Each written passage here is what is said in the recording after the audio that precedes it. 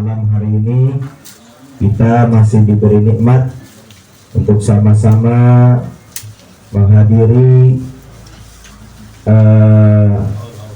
acara haul ya. Haul 1 tahun pertama yang mana kita sama-sama mendoakan kehadiran kita di tempat ini di rumah Sahibul Bait. Kita doakan mudah-mudahan almarhum Bapak Ahmad Muhammad bin Haji Ramli diampuni segala dosa-dosanya, dilipat gandakan segala amal kebaikannya, dan juga diberikan tempat yang terbaik di sisi Allah Subhanahu wa Ta'ala. Baiklah, Bapak hadirin, mengawali kebaikan Bapak-bapak hadirin semua yang berkenan hadir ke tempat kami, dan juga kami sampaikan permohonan maaf jika ada yang kurang berkenan baik dari penyambutan dan juga hidangan. Mohon dibukakan pintu maaf yang sebesar-besar. Bismillahirrahmanirrahim. Ilahi Nabi Mustafa Muhammadin sallallahu alaihi wasallam wa ala alihi wa sahbihi wa dzurriyyatihi wa ahlihi kiram. Al-Fatihah. A'udzu billahi minasyaitonir rajim. Bismillahirrahmanirrahim. Alhamdulillahi rabbil alamin arrahmanir rahim maliki yaumiddin. Iyyaka na'budu wa iyyaka nasta'in ihdinas siratal mustaqim siratal ladzina an'amta 'alaihim ghairil maghdubi 'alaihim waladdallin. Wa ilaihi lunung Suryana binti Haji Yunus wa ilaihi Hatim bin Haji Risan. Al-Fatihah. A'udzu billahi minasyaitonir rajim. Bismillahirrahmanirrahim.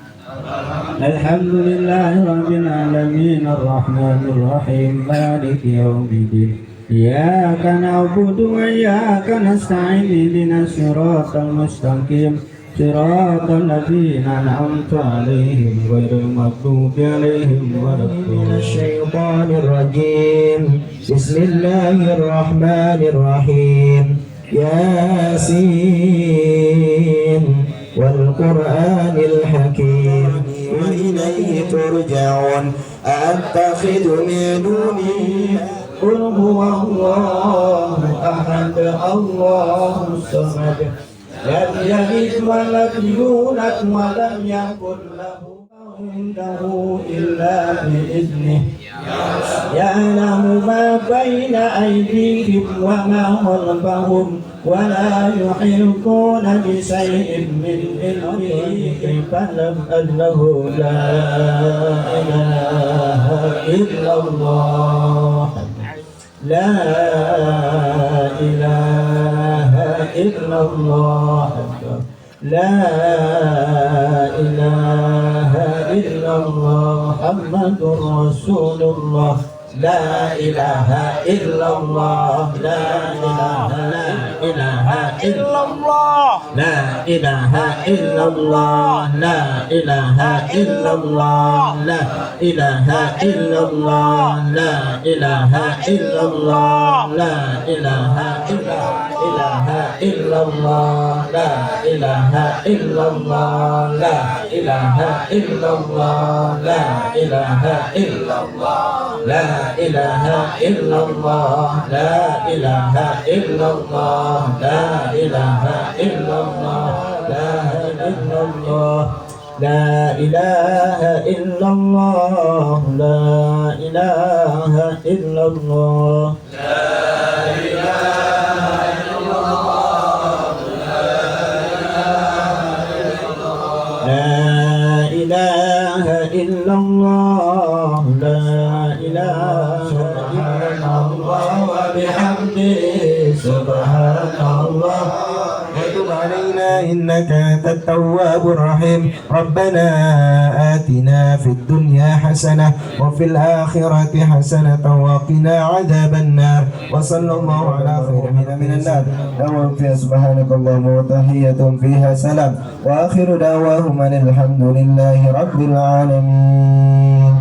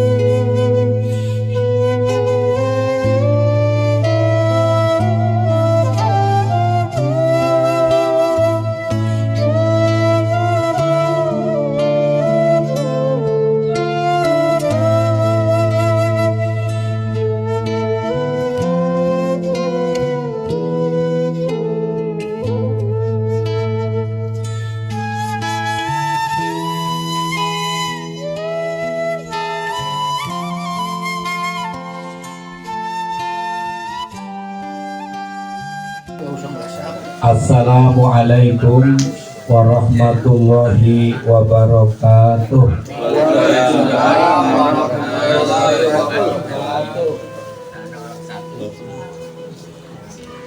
Alhamdulillahirabbil alamin.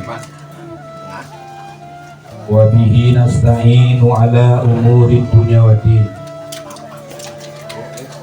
Wassalatu wassalamu ala asyrafil anbiya'i wal mursalin Sayyidina wa safi'ina wa habibina wa zufrati qurrati a'yunina wa maulana Muhammadin wa ala alihi wa ashabihi ajma'in. Subhanaka la ilma lana illa ma 'allamtana innaka antal alimul hakim. Rabbi shrah li sadri wa yassir li amri wahlul 'uqdatam min lisani yafqahu qawli. Amma ba'du. Qala Allah ta'ala fi kitabihil karim. A'udzu billahi minasy syaithanir rajim. Bismillahirrahmanirrahim. Tabarakalladzi biyadihil mulku wa huwa ala kulli syai'in qadir. Alladzi khalaqal mauta wal hayata liyabluwakum ayyukum ahsanu amala wa huwal azizul ghafur.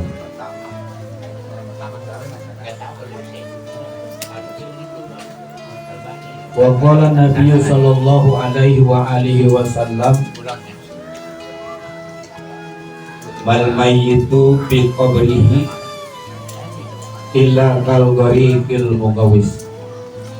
Atau kama qala Rasulullah sallallahu alaihi wa alihi wasallam.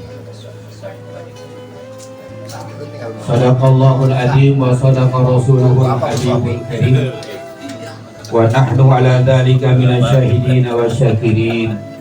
Walhamdulillahi rabbil alamin. Yang ngopi terus aja ngopi Pak. Nah, tinggal kopi kalau begitu ini ke depan. Silakan Pak sambil dimakanin. Ini amanat dari tuan rumah. Yang mau ngopi siapa? Depan. Ada ini. Mau ngopi saya angkat sana. Al-Mukarram wal Muhtaram, para alimil ulama, para hasatin, para kiai, para huzat, segenap tokoh masyarakat yang saya muliakan, yang insya Allah dimuliakan oleh Allah Subhanahu wa Ta'ala. Alhamdulillah teh manis keluar. Ada kopinya juga. Masya Allah berkah luar biasa.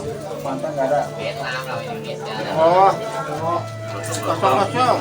Aparatur pemerintah baik sipil maupun militer, Bapak Ketua RW hadir ya.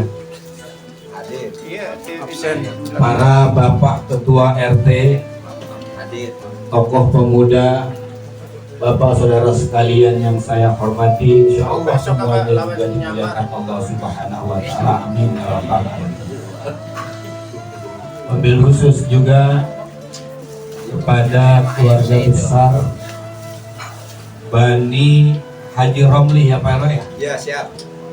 Para cicit, para cucu, semuanya insya Allah juga dimuliakan oleh Allah Subhanahu wa Ta'ala. Amin amin ya rabbal alamin.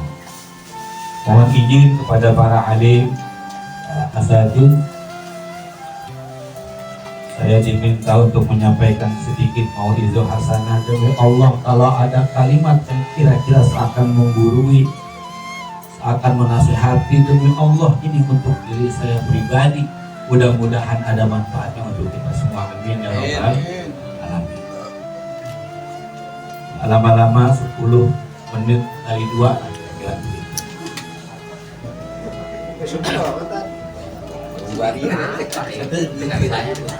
Pak, lama-lama sendirian kita bertiga.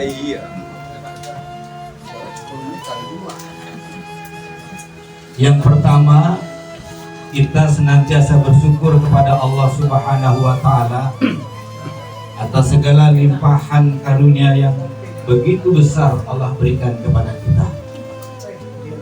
Yang kedua, salawat dan salam tidak lupa kita hatur curahkan kepada qudwah hasanah kita, manusia mulia kekasih Allah, baginda Rasulullah Muhammad sallallahu alaihi wasallam. Bapak-bapak yang dirahmati Allah Subhanahu wa Ta'ala,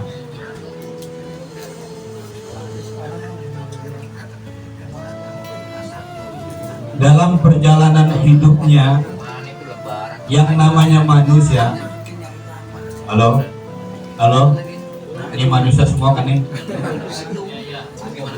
Yang namanya manusia, siapapun dia, mau presiden ke, mau rakyat biasa, mau raja, mau orang kaya, orang papa, orang ternama, atau yang nggak punya nama, yang namanya manusia dari semenjak Nabi Adam, Pak. Halo, terusin aja makan kacangnya. Yang namanya manusia dari semenjak Nabi Adam sampai dengan hari ini, pasti dalam hidupnya dia akan melewati 5 alam kehidupan. Halo, berapa alam Pak? Berapa alam? 5. Apa itu alam yang pertama Pak Ustadz? Yang pertama alam ruh. Alam ruh. Ini kita dulu sebelum pada ngopi bareng begini Pak, sebelum pada ngeteh manis bareng-bareng begini, makan pisang, makan semangka, makan kacang. Dulu kita pernah ada di alam ruh.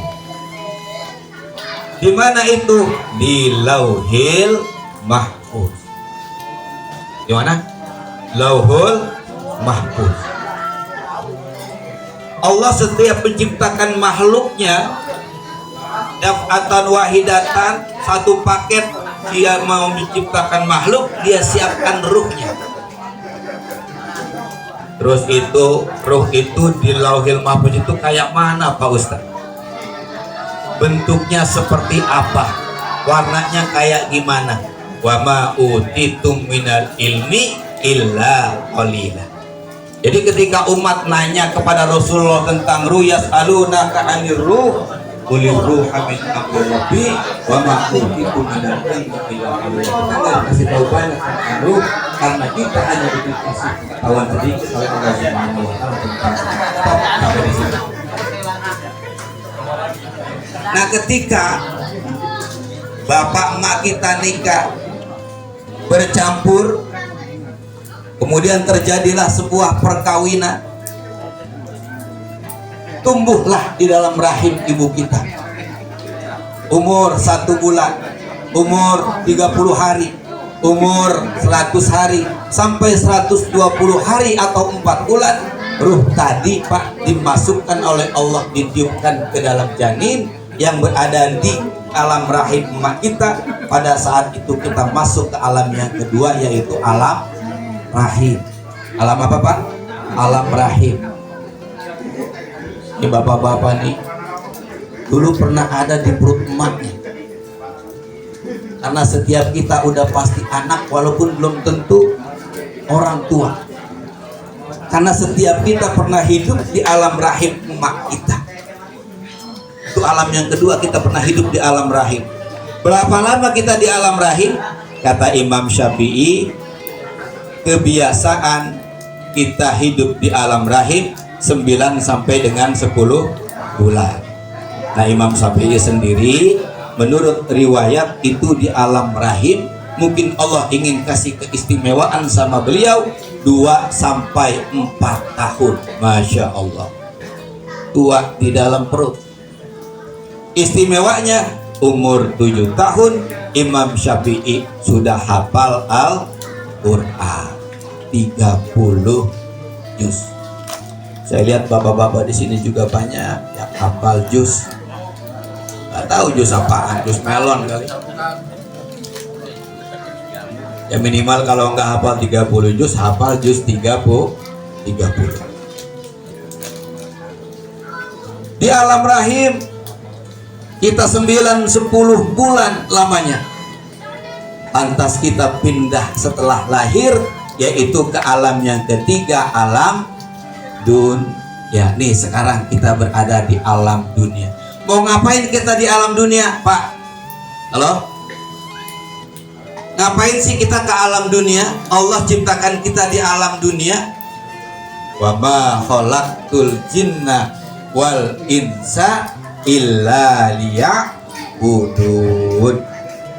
Allah Pak nggak nyiptain kita, nggak nyiptain jin, nggak nyiptain manusia, kecuali kita harus untuk beribadah kepada Allah. Ayo, jadi kita sudah berada di alam yang ketiga. Allah kasih panjang umur, Allah kasih sehat, Allah kasih kesempatan kita ada hidup di dunia, kita gunakan untuk beribadah. Kenapa?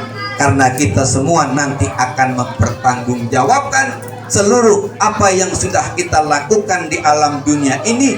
Begitu malaikat Jibril, malaikat Israel datang menghampiri kita, inna lillahi wa inna ilaihi raji'un. Ini kita di hidup dunia bukan enak-enak doang Pak, tanpa tanggung jawab.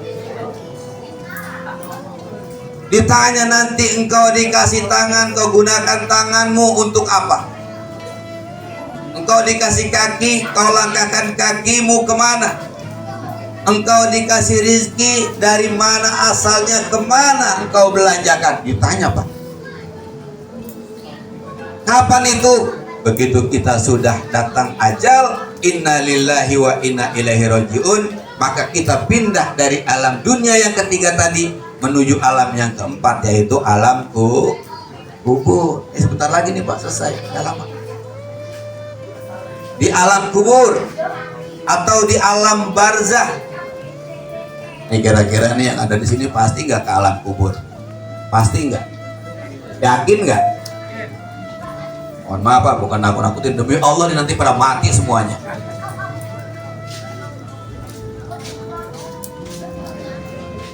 Alam barzah, apa itu alam barzah? Alam pembatas. Pembatas antara kehidupan dunia yang sudah kita lewati, kita tinggalkan, nggak bisa kita kembali lagi ke sana, menuju alam akhirat yang belum terjadi karena belum datangnya hari kiamat. Alam barzah tuh. Nah ini masalahnya Pak, begitu kita sudah datang, sudah tiba ke alam barzah, kita bukan cuma dipendam kayak orang mendem kedebong pisang. Kita udah dipendam di dalam tanah, bukan seperti orang mendem bangkai kucing.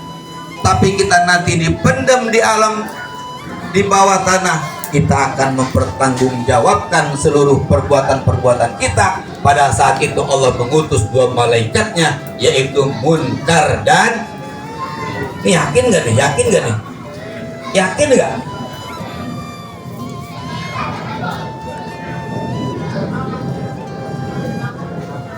Nah di alam kubur itu Pak, ada dua keadaan buat kita. Apa itu? Ada nikmat kubur, ada siksa kubur. Tergantung apa dan bagaimana tingkah laku kita ketika hidup di dunia. Datang dua malaikat Munkar dan Nakir. Dia akan memberikan pertanyaan tanpa pilihan ganda, tapi pertanyaan esai. Tanya jawab, tanya jawab, tanya jawab. Nggak bisa jawab. Pada saat itu malaikat Munkar akan menyiksa kita, dan itulah keadaan kubur yang penuh dengan siksa kubur. Man rabbuka, ya Pak, ini kita dapat dari para ustadz guru-guru kita. Wa man nabiyuka, wa ma imamuka, wa man ikhwanuka, wa ma kiblatuka. Perwe catet perwe, apalin. Man rabbuka, siapa Tuhanmu? Apa jawabannya? Allahu Rabbi, Allah adalah Tuhanku. Wa man nabiyuka, siapa nabimu? Muhammad, Nabi Muhammad adalah nabiku. Apa kiblatmu? Ka'bah, Baitullah kiblatku. Apa imamku Ustadz Ruswandi, gara-gara sering sholat di Masjid Nurut Taqwa? Lah salah jawabannya. Al-Quran imami, Al-Quran adalah imam. Waman ikhwanuka, siapa saudaramu?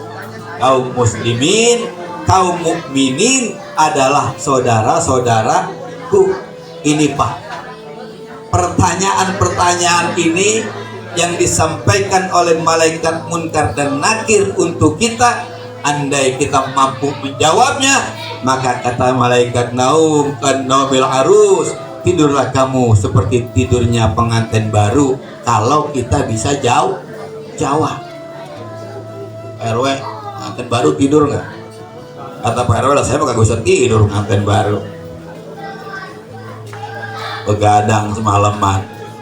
Kata jamaah, lah sama kalau gitu. Artinya apa? Ketika kita bisa melewati pertanyaan-pertanyaan tadi dari para malaikat yang mendapatkan tugas dari Allah, maka pada saat itulah kita mendapatkan nikmat kubur. Alhamdulillah. Nah, iya kalau bisa jawab. Kalau nggak bisa jawab, dan bisa atau tidaknya kita menjawab nanti bukan karena udah dicatat terus diapalin sehari, pagi, siang, sore, malam, bukan, tapi tergantung amal perbuatan kita di dunia. Apakah kita termasuk orang yang patuh dengan perintah Allah? Apakah kita termasuk orang yang mau mengikuti sunnah-sunnah Rasulullah? Apakah kita termasuk orang yang menjalankan sholat? Apakah kita termasuk orang yang mau bersedekah, berbuat baik dengan orang lain, akur dengan tetangga, akur dengan keluarga? Inilah yang akan menyebabkan kita bisa menjawab pertanyaan-pertanyaan alam kubur. Nah Pak, tadi saya sudah bacakan hadisnya. Mal mayyitu fi qabrihi illa kal ghariqil muqawwis. Tidaklah jenazah di dalam kubur itu ketika dia dipendam di dalam tanah kecuali seperti orang yang tenggelam. Di sini ada kayak yang ngalamin tenggelam, lelep. Bagaimana kira-kira orang kalau sedang tenggelam? Apa yang dia butuhkan pada saat itu? Apakah dia membutuhkan uang segepok? Tidak. Apakah dia membutuhkan perhiasan? Tidak. Apa yang sedang dibutuhkan orang yang sedang tenggelam, Pak? Yang sedang dibutuhkan orang yang tenggelam atau kelelep adalah pertolongan. Makanya orang kalau kelelep, Pak, apa aja dia rambet supaya dia bisa selamat. Maksudnya dia mau minta tolong. Bagus kalau ada yang nolong. Bagaimana nasibnya kalau tidak ada yang nolong? Maka dia akan tenggelam, hancur, binasa, dimakan cacing tanah. Nah, sedikit lagi Pak, di dalam kitab Tanbihul Ghafilin, Syekh Abu Lais As-Samarkandi dia memberikan bocoran ada 4 yang bisa menolong kita di alam kubur. Yang pertama, apa itu yang bisa menolong kita ketika kita di alam kubur? Ketika kita seperti orang yang tenggelam, orang yang kelelep. Yang pertama, sholat. Apa yang pertama? Sholat.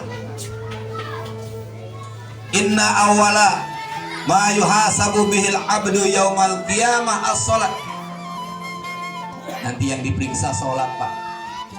Kalau sholat kita baik, kuat mungkin, semampu kita paksa untuk sholat. Itu masjid gede banget, Pak. Bapak mau sholat kayak apa aja gak bakal ada yang ngomelin, saya jamin.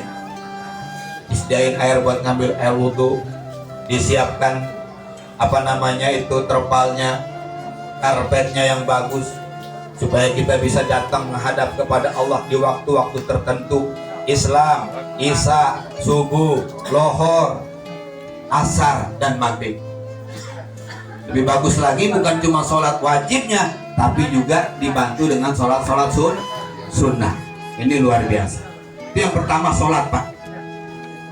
As-sholatu imaduddin. Sesungguhnya sholat itu adalah tiang agama. Yuk kita sama-sama mulai hari ini pulang dari sini ada oleh-oleh yang kita bawa, kita paksa diri kita untuk mendirikan sholat, memenuhi panggilan Allah melaksanakan sholat, agar nanti sholat bisa menolong kita di kuburan. Yang kedua, baca Quran. Ini cepet aja nih, baca Quran. Iqra'ul Quran fa innahu ya'ti yaumal qiyamah syafi'an li ashabi. Bacalah Quran, karena Quran itu nanti bisa menjadi penolong bagi orang-orang yang rajin membacanya. Masya Allah. Pak, baca Quran, Pak.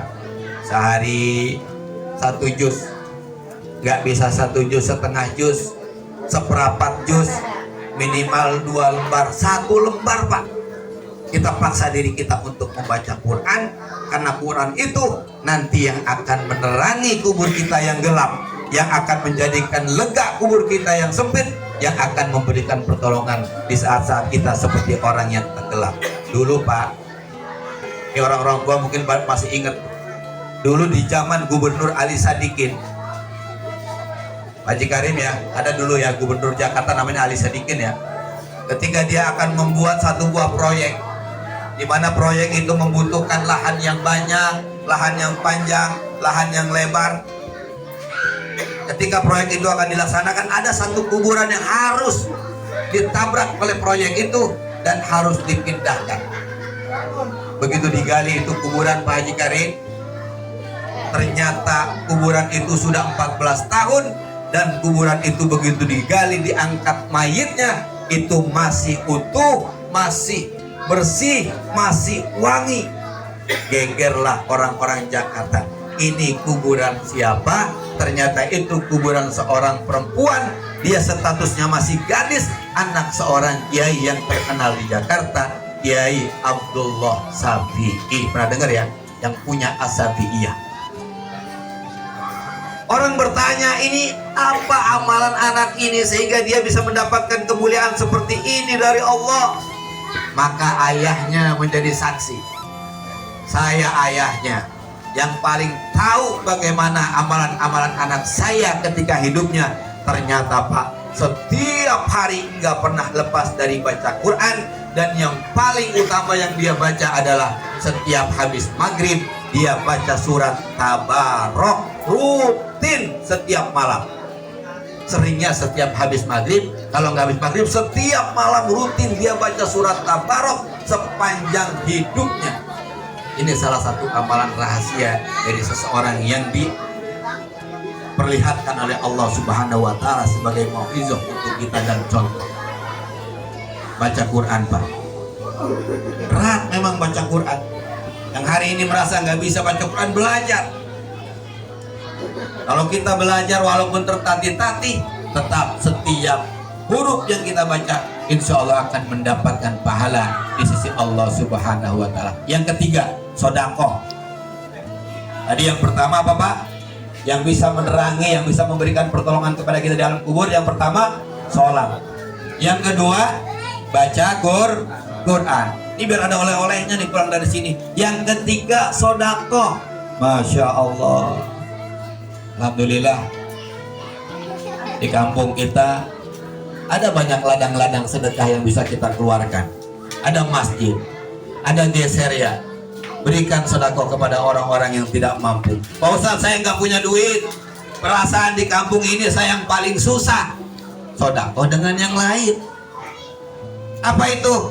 Senyum. Tabassumuka biwajhi ahika sedekah. Kalau ada tetangga ngelihat kita enak muka kita, bener nggak? Sedekah juga. Dan jangan pernah meremehkan amalan-amalan yang kecil. Boleh jadi amalan-amalan yang kita anggap remeh, yang kita anggap kecil, itulah yang akan menolong kita. Dulu Pak Imam Ghazali, Pak, kenal Imam Ghazali, Pak? Ya kalau kenal ya, mau kapan tahu hidupnya, kita baru sekarang. Tapi pernah dengar kan Imam Ghazali, Huzatul Islam, begitu banyak karyanya untuk agama ini, kitab-kitabnya, jasanya untuk agama ini. Satu riwayat ada orang yang ngebrenehin beliau masuk ke dalam surga. Ketika ditanya, wahai Imam Ghazali, apa yang menyebabkan engkau masuk ke dalam surga, selamat dari siksaan Allah? Ternyata Pak, bukan karya-karya besarnya, bukan sholatnya, bukan puasanya, bukan hajinya, bukan zakatnya yang menyebabkan dia masuk ke dalam surga, Pak, karena dia sedekah sama seekor lalat. Masya Allah. Jadi ketika dia sedang menulis buku dengan sebuah tinta, dengan sebuah pena yang bertinta isinya itu, zaman dulu tintanya bukan dari kimia ya Pak, zaman dulu tintanya dari tumbuhan, ditutul-tutul kata Ustadz di dalam. Datanglah seekor lalat, Az-Zubab. Lalu lalat itu nemplok di penanya Imam Ghazali. Lalu lalat itu mengisap Imam Ghazali. Begitu ada lalat nemplok di penanya, dia langsung lepas pena itu dalam hatinya. Silakan wahai lalat, minumlah, makanlah sepuas yang kau mau. Aku niat bersedekah kepadamu. Itu gara-gara itu Pak. Jadi jangan meremehkan sedekah-sedekah yang kecil. Bangga dengan sedekah-sedekah yang besar. Boleh jadi di sisi Allah yang kecil itulah yang justru akan menyelamatkan kita. Ya mungkin boleh jadi yang besar kita kurang ikhlas, yang besar kita ada perasaan ria. Tapi yang remeh-temeh, kayak ada duri di jalanan, nggak ada orang yang ngelihat. Kalau kita nggak mau benahin gitu duri, orang nggak ada yang tahu. Kita benahin itu duri. Ada batu yang kira-kira lewat di tengah jalan bisa menghalangi orang, kita benahin itu batu, kita pinggirin. Ada kayu malang melintang, khawatirnya nanti kalau orang lewat pakai sepeda, pakai motor nabrak, jatuh, kita beresin itu kayu. Itu sedekah Pak.